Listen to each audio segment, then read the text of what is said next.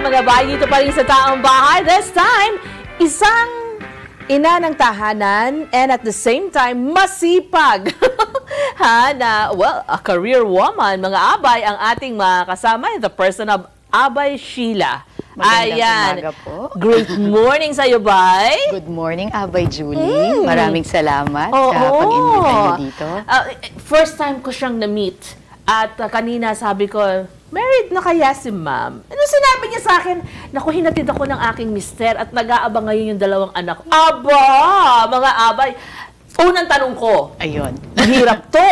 Paano mo ba napapanatili na kumbaga maganda at sabihin na natin na ang labas ng mukha ay laging fresh. Ibang aura Oo, ayun. Sige. Well, number one, dapat supportive ang husband. Tama yun. Good answer. Ako dahil I have a supportive husband. And then, number two, you have to manage your time really well. So, dapat marunong ho tayong mag-prioritize araw-araw. Time is money. So, we can make time for all the things that we want in life. So, kung importante ang pamilya, mayroon ho tayong panahon lagi sa kanila. And then sa trabaho, kung mataas ho yung pangarap natin, marami tayong gustong ma-achieve sa buhay, dapat bigyan din natin yun ng panahon. So araw-araw, kailangan mong ayusin yan. Talaga ha. And time is love. Yes. Hindi ba? Okay. Because you put time with, in the things that you like, in the things that you love to do. Unahin muna natin mga abay ang kanyang trabaho. Siya po ay National Director ng JLL. Yes. Aha. Pakibanggit na sa ating mga abay, ano yung JLL? JLL, it's Jones Lang LaSalle. Okay. It's a property management consultancy firm present all over the world. And in the Philippines, isa po kami sa pinakamalaking real estate company.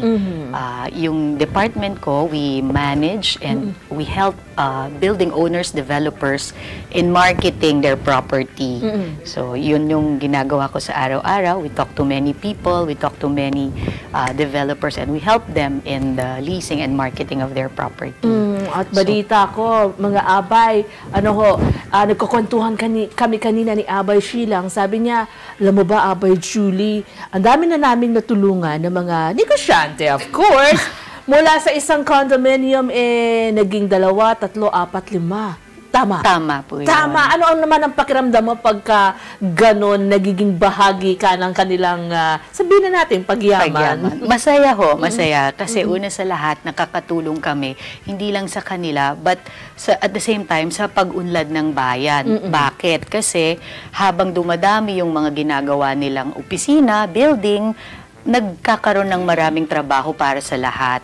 Hindi lang yon kada merong napupunong building, ibig sabihin dumarating ang maraming employment sa Pilipinas. And the reason why a lot of companies, a lot of BPOs, call centers are coming in the Philippines is because yung talent, ang mga Pilipino magagaling. Naririto sila kasi gusto nila yung talent natin. Magaling tayong mag-English, matyaga tayo, matalino pa. At higit sa lahat, hindi ganun kamahalan ang labor cost dito kumpara sa ibang bansa. Habang dumadami yan, umuunlad ang ekonomiya, umuunlad tayong lahat. Yun pa lang, masaya na ako doon. Bukod sa nagiging maunlad din ang pamilya ko, nakakatulong pa kami sa maraming tao. Tama yan sinabi nyo. Kumbaga, naisip mo ba, Abay Sheila, nagdarating ang panahon na marating mo yung ganyang, kinalalagyan mo ngayon? Thankful ako, nagpapasalamat ako lagi sa Diyos because hindi lahat na, mataas ang pangarap ko nung bata pa lang ako, but alam ko, tinuro sa akin ng mga magulang ko na I have to work hard for the things I want in life. Dapat magtiyaga, magtrabaho, hindi mo makukuha lahat ng bagay na nag-aantay ka lang. Yun ang ginawa ko. So, nagtrabaho, minahal ko yung trabaho ko, at sinunod ko yung magulang ko. I went to the company that I also respect, and yung values nila ay values ko rin. It's a highly ethical company. Ibig sabihin, lahat above board, sumusunod at tumutulong talaga. Main goal is to help our clients, our people, and paunla rin lahat mula sa kumpanya, sa labas at yung community also. So, masaya ako sa narating ko at proud ang mommy at daddy ko at ang asawa ko na nanonood ngayon. Uy, hello! Batiin na nga mo, mamaya malimutan pa Honey, natin. thank you for the support. Si mami at daddy? Mami at daddy, live din, nanonood sila. Ayan, hello po sa inyo. At mga anak. Oo, may dalawa kang anak. Kayo ni Abay Jack, dalawa. Ang pangalan? Samantha and Juan. They're my someone in life. Talaga? So, Sam and Juan. Talaga lang. Alam namin na nagbibigay ka ng iba't ibang payo doon sa mga pinangungunahan mo sa office. Yes. Pero sa mga anak mo, pag-uusapan natin sila, ano yung sabihin na natin, lagi na sinasabi mo sa kanila, payo mo sa mga anak mo? Sa araw-araw, yung sinasabi namin sa kanila is, number one, always thank God, magpasalamat sa Diyos sa araw-araw. Dahil yung mga, what they're experiencing right now, yung na mga biyayang nakukuha namin, hindi lahat naman ng tao pinagpala ng ganun. So araw-araw sinasabi namin magpasalamat kayo sa Diyos dahil may buhay tayo, may mga ganitong bagay tayong tinatamasa sa araw-araw. And love what they do and what they have. So, lumaki man sila, ano man yung gusto nila paglaki nila, susuportahan namin sila. Kasi ganun yung ginawa sa amin ng magulang namin. And with your busy schedule, hectic schedule ni Abay Sheila, meron pa bang time para makapag-bonding kayong mag-asawa ni Abay Jack? Meron, Abay Julie. Siyempre, as I've said, laging may panahon sa mga bagay na gusto mong gawin at importante sa'yo. So, taon-taon, as much as possible, umaalis kami ring mag-asawa. So, nagpupunta kami sa mga gusto naming puntahan, like Europe. Favorite namin yan.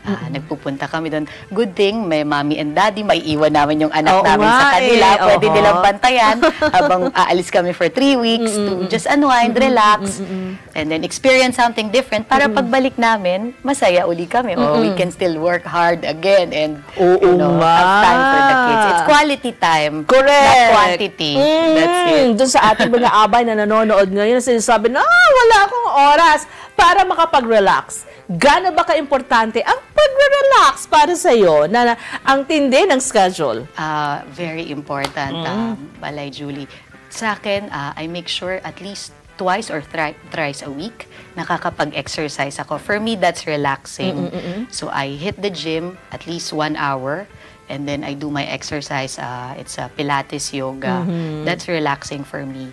And weekends naman, we're always with the family. So we go out, kaming mag-asawa, kasama yung mga anak, namamasyal kami, umiikot, kumakain sa labas, kahit saan, basta magkakasama, masaya. Oo, mga abay. And sumasamba. Ayun. At hindi kinakailangan na pumunta tayo sa mga lugar na sabihin na natin na masyadong, kumbaga, naka-high-end. Yes, mga abay. Basta magkakasama. Magkakasama. Oo, teka muna. Sasamantalahin na rin natin. Alam niyo, marunong mag-French tong aking... Ayun. Oo. Kakwentuhan ngayon na si Abay Sheila. Sige nga, Abay Sheila, paano ba natin sinasabi in French para malaman ng ating mga kataong bahay okay, good morning muna. Bonjour. So, bonjour. Bonjour. Magaling ka mag-French. Ganon? Yes. Bonjour. Sige. Bonjour. Nasal. Dapat lagi may sipon. Ganon. Sige. Yun namang good afternoon. Bonsoir. Bonsoir. Actually, yung bonjour hanggang 6 p.m. Bonjour hanggang 6 p.m. 6 p.m.? Beyond 6, you can say bonsoir. Bonsoir is good evening. Ayan. And what about naman hello? Salut. Ano no? Salut. Salut. Yeah, ang galing. Marunong.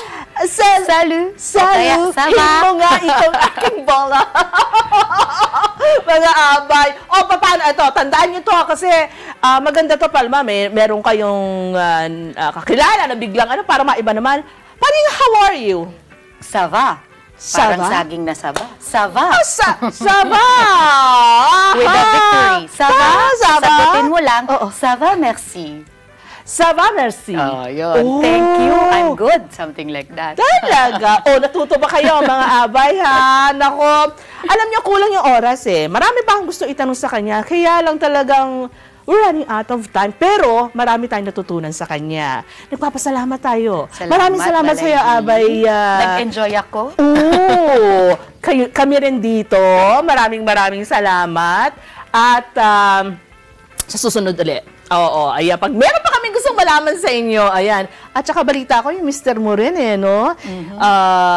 Kinukumusta natin sila. Ayan! Hi! So, mga bye!